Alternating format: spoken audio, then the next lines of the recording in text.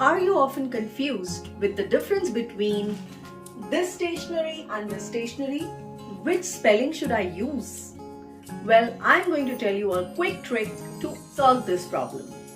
But first, let's understand the meaning of both the stationeries. The stationery with an A means something that is fixed, something that is not moving.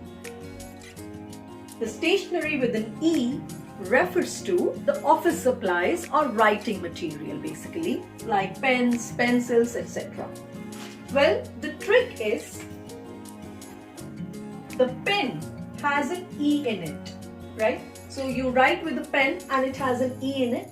That is why the one that is referring to the stationery supplies or the office supplies, you use the E in it. And the other one is going to be with an A. So I can say the speeding truck hit the stationary ice cream vehicle. My stationery is enough for this month. I hope you liked this video. Bye.